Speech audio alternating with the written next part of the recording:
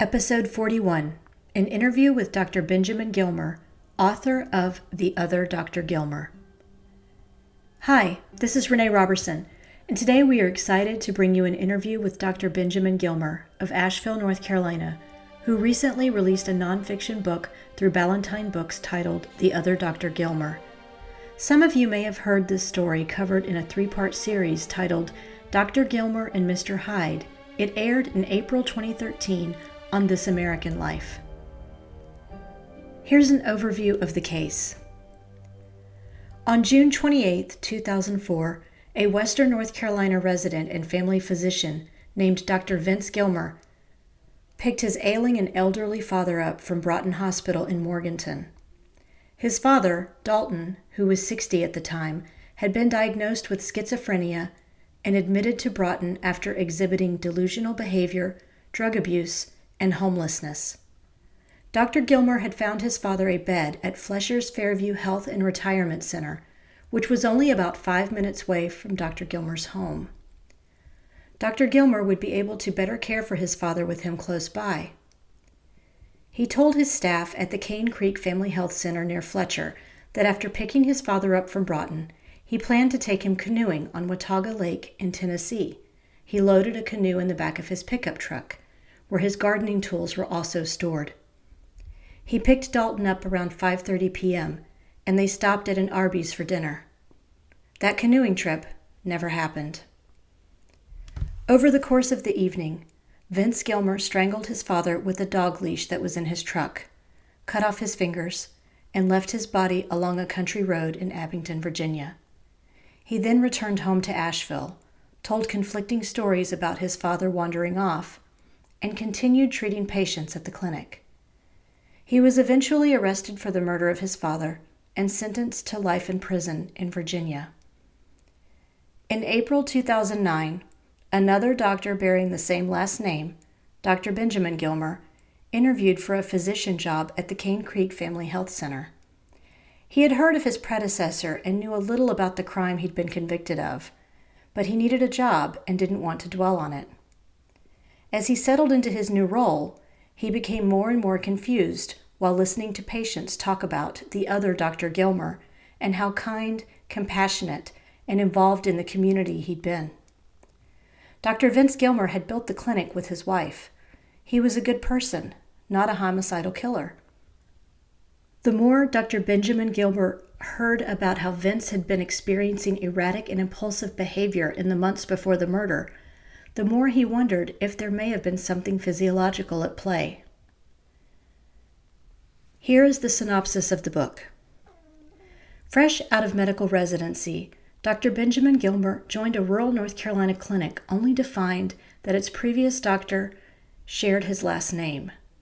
Dr. Vince Gilmer was loved and respected by the community, right up until he strangled his ailing father and then returned to the clinic for a regular week of work.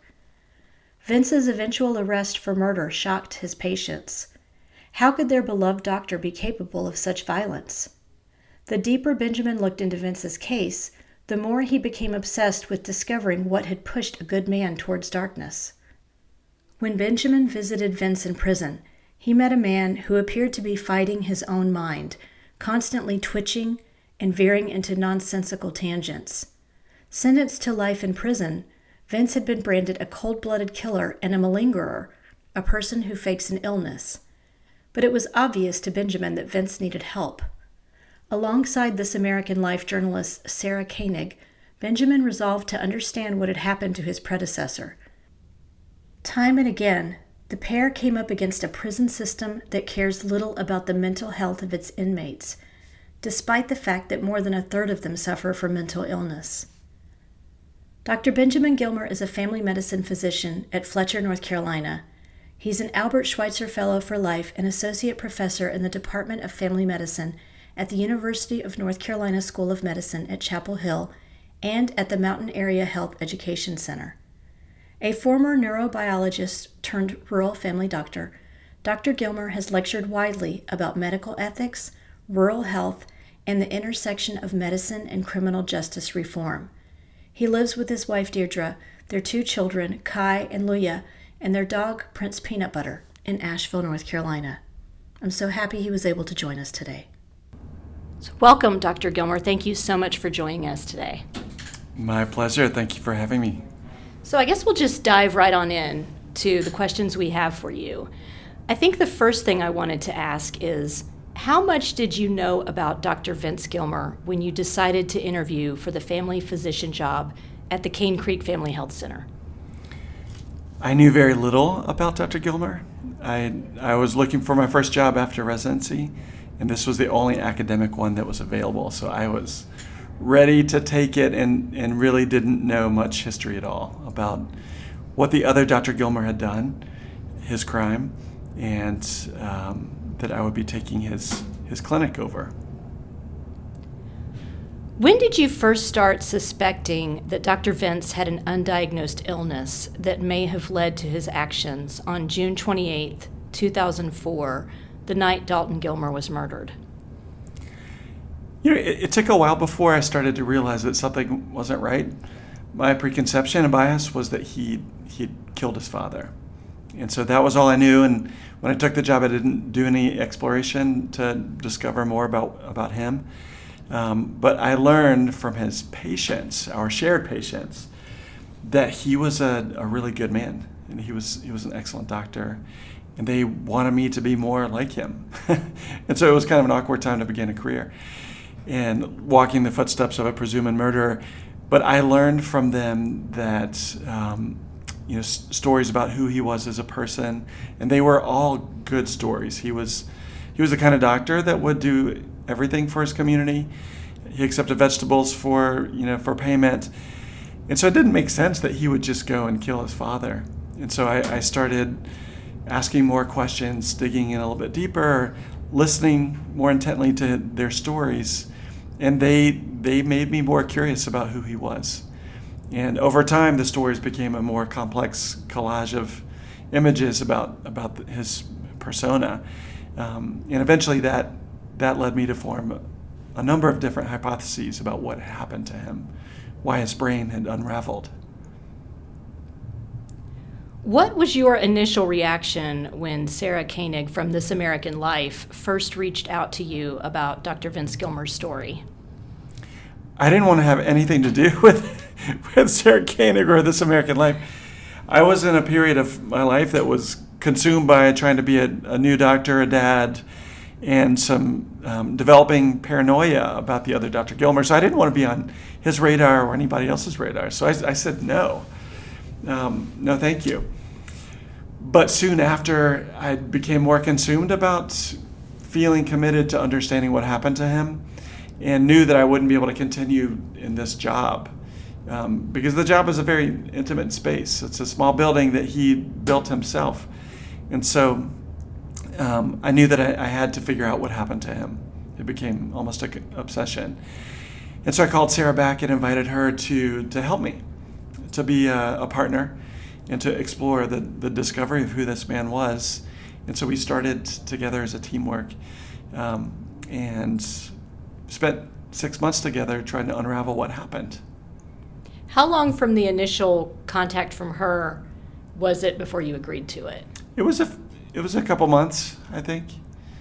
Yeah, like she challenged me to dig a little bit deeper into the mystery of what happened, and she was interested in documenting the pursuit of how we would do that together, and so that's what happened. At what point did you realize your journey with Dr. Vince would possibly help others through a book format? I never had much of an intention to write a book. And I'd spent a couple of years hearing stories about him first. And after Sarah and I put the This American Life podcast together, we had millions of listeners to it, and so people started responding, and their responses surprised me. They were really inspired by it, by his story. And so at that point, I started to realize, Vince's story really has something to offer to a lot of people. But I wasn't committed to writing a book because I'm not a writer. I'm a real doctor, and I had always enjoyed like writing things, but it wasn't until like the governor of Virginia, after a very long pursuit, like 8 years of trying to figure out really what happened to his brain, and then me realizing that I believed was in prison wrongfully. And so I set about on a legal crusade to try to get him out of prison. And after confronting the first governor of Virginia, Terry McAuliffe, who rejected our clemency petition, I was very angry and decided at that moment that getting someone out of prison is about politics. It's not about morality or humanity or justice. It's about politics. And so I decided in that moment to write the book, that I had to do more. And that's what it takes to get people out of prison. It takes a massive media effort. It takes millions of dollars. It takes a legal team. And so that was my inspiration for, to start writing Vince's story. Did you keep journals or diary entries along the way as you were learning more about him that helped you? So Sarah taught me how to be a good student of journalism. So I recorded a lot over years. And so when I did decide to write the book, I had lots of material to go back to. We had hours of tape from This American Life and my own tape that I did, my own interviews. And so it was a trove of data that I could use that was very nice. But in the book, the vast majority of all the dialogue is actual dialogue that, some things that I had to go back to memory and notes and put together, but most of it is actual dialogue that I recorded. So it was nice to have all that. I had much to draw upon when I started writing. That's very lucky you had it all. So going back to Governor Ralph Northam of Virginia, so I read that you sent him a preview copy of The Other Dr. Gilmer, and he reversed Dr. Vince's conviction and granted him a pardon one day before leaving office in January of this year. What is the current status on Dr. Vince being able to transfer from prison to a psychiatric facility where he can receive care? So to go back a little bit further, so we confronted two different governors, and both of them, one of which was Dr. Northam, rejected our clemency petition. This was after knowing that Vince Gilmer had an illness. So I'm not going to reveal it right now because it would sort of spoil the story for you in the book. But we diagnosed him with an illness that, in part, explained what happened to his brain. There are many things that happened to his brain, and in fact, the brain is a character in this book.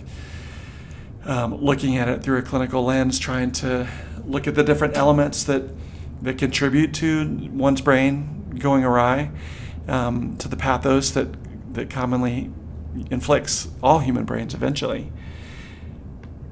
And so we were all very hopeful that Governor Northam would accept our clemency petition, which was simply to get Vince from prison into a hospital setting. Not a tall ask, especially to a neurologist. But he rejected our appeal in the summer of 2021. That fueled the fire to write even faster. And so, writing the book enabled me to talk to a lot of people and to ask questions about the process, to engage with people who are directly involved in the process. People like Senator Creed Deeds, who's in the state of Virginia, a few members of the parole board, other prosecutors in the state of Virginia, and ultimately that enabled me to get the book into the hands of multiple people in the cabinet of Governor Northam. We pressed hard until his last day, and literally during his last hours in office, he did reverse his clemency rejection. And so at this time, Vince is a free man who's living in prison until we can find him a clinical setting, which is hard these days because our mental health system is broken. And if you are in search of a hospital and you have severe mental illness, it's still very challenging. So that's where we are right now. Do you know if you're going to try to find a place that's in Virginia or North Carolina? We would love to get him to North Carolina, but to get him to North Carolina, he has to be transferred from a hospital in Virginia. He can't directly transfer to a North Carolina hospital. at least not the public hospitals where we want them to be. So we're sort of dependent right now on the state of Virginia finding him a place, and so far they haven't been very proactive. In fact, he was in solitary confinement just a week ago. So despite being exonerated by the governor, he's still being punished in prison today, which is very sobering. What do you feel Dr. Vince's story has taught you about convicted criminals suffering from mental illness? It has taught me a lot. This whole saga has been an opportunity for me to be a student in many domains, and that's kind of how I approach life through studentship.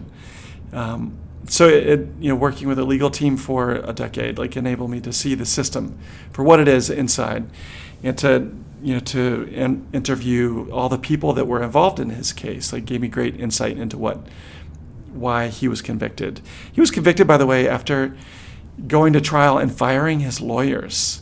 So if you're into reading bizarre, farcical trials, his is tremendous. Unfortunately, there's only one chapter dedicated to it. We could have written 3 chapters. But, I've learned, firstly, that, as a physician, I've learned that mental illness is pervasive. 25% of what we do in family medicine is psychiatry. And I've learned over the years that it's really hard to find access to care for people with mental illness. The same is true in the prison system too, because the system is not designed to treat mental illness. It's designed purely to punish. That is the awakening that I had. I didn't have any experience at all in the prison system. After many years of higher education, I didn't know. Most of us don't know what prison looks like, and that's very intentional. Their doors are closed, they're hidden from our streets. They don't want us to see them, and that's because they're very dark places. And so I learned tremendously, by seeing the prison on the inside, by realizing the paucity of rehabilitation services, treatment, etc. The prison where Vince has been over the last number of years is Virginia's mental health centric prison. It's the prison where they send their prisoners if they have more identified severe mental illness. They don't employ a psychiatrist in the hospital. There's not a psychiatrist who's day-to-day in the hospital. They use telemedicine for psychiatry. They do have social workers and people like that. But the intent of their treatment is overall to punish. So that has been a huge lesson to me. When you see treating people through medical eyes, through a clinical vision, it's just hard to imagine that 40% of our prisoners have severe mental illness throughout the country. That translates to 800,000 people in our prison system with mental illness. You wonder why our culture, our civilization is not improving. It's because we're punishing, not treating. Mm-hmm. We have 25% of the world's population of incarcerated people live within the United States, which is just hard to imagine. And back in the day, most of these people lived in mental hospitals. Mm-hmm. This is before there was sort of a decentralization of mental hospitals, where they decided to release people from the hospitals and to treat them in community settings to try to get them to engage again in community. The result of that ended up with people living in the streets, and mental patients who were then converted to homeless patients in the streets. And so we're still catching up from years and years of decentralization. And the prison system has been unfortunately the place that's ended up housing most of these people. It's really tragic. His story is really tragic, and it's a uniquely American story, because this kind of thing just doesn't happen as frequently in other countries. And you were working with a social worker that was working with Dr. Vince in the prison. What was she able to do for him? I know that's how you were able to pinpoint getting a test done that needed to be done for him. How else was she able to help him? Well, so when I encountered Vince in the prison, after he was moved to Marion Correctional Facility, there was a brilliant psychiatrist, forensic psychiatrist who was working there. And he was the first person, when he learned that Vince was coming to his prison because he had threatened suicide, and he learned that Vince was diagnosed as a malingerer, which means that he was faking these symptoms. He knew from the very beginning that this could not be true, that he could not be like faking these symptoms for a decade. He had never seen that before. So he saw Vince. He decided to see Vince with open eyes, as a sort of tabula rasa. And when he did, it was clear to him during his first encounter that he was a sick man, that he was not faking his symptoms. And then I was able to, he reached out to me and said, hey, I hear you think you know what's going on with Vince. And so we had a long conversation about the number of different ideas that I had about why his brain, went awry. He suffered like a perfect storm of about 5 different things that contributed to why he went crazy in that moment, or why he was having delusions in that moment. But Dr. Anglicare was the first person in a decade to actually listen, to reconsider that his diagnosis may not have been actually true, and to start, opening up and treating him. He had a team of people that included social workers, et cetera, and they were doing some really good work at the time. They offered him medicine for the first time. He had not been treated with any medications since his incarceration. And so he started treating him with medications, and he started treating him like a human. And that's what the social workers were doing too. They were treating him like a human again. And so that was deeply, literally humanizing to Vince, and changed his life. He started to see himself as a person again, rather than just an incarcerated person. He started to believe that maybe there was something wrong with him that he couldn't explain exactly.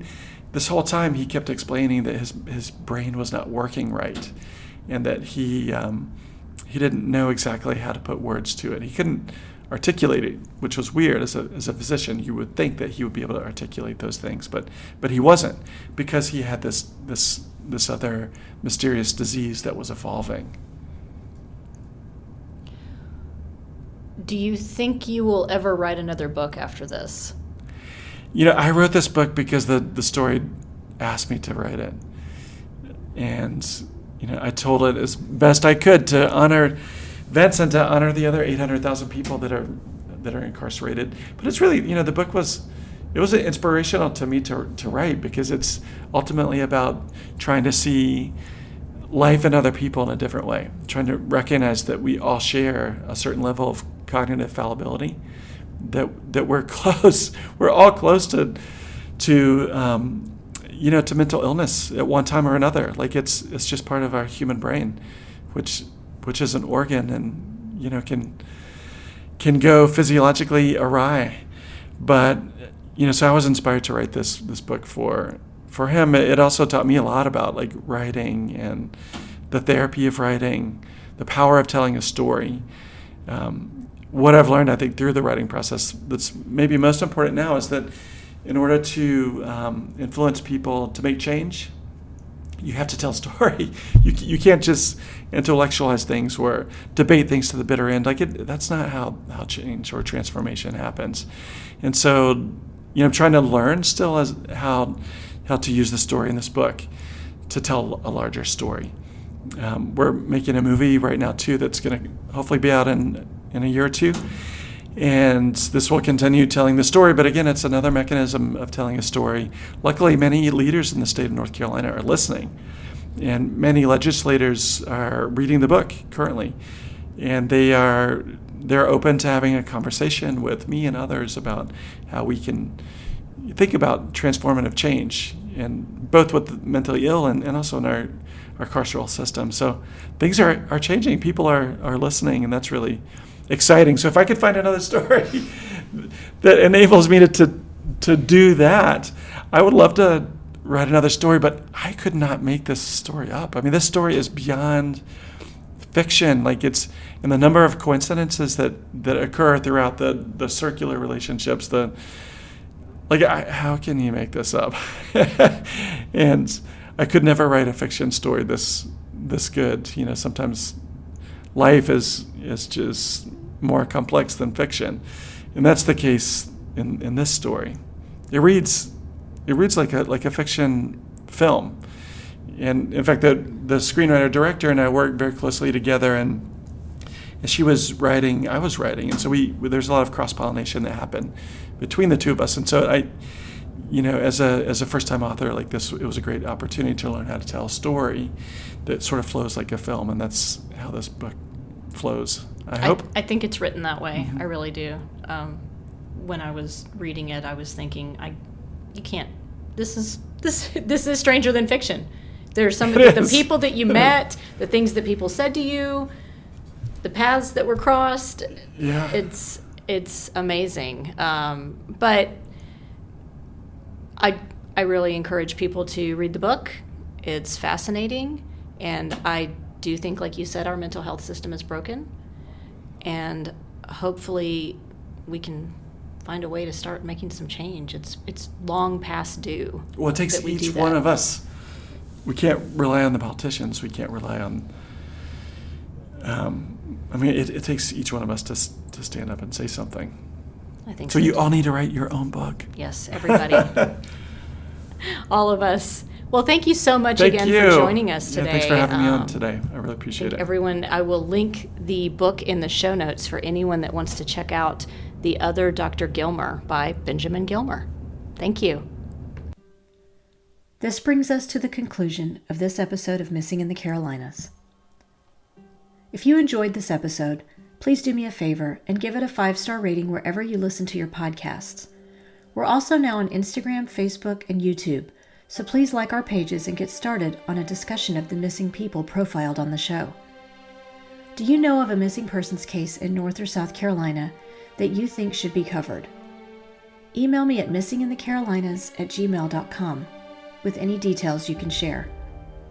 And don't forget to check out our sponsor, WOW Women on Writing, and the great programs and writing contests they have to support writers at wow-womenonwriting.com. Cover art for this podcast was designed by Mackintosh Multimedia.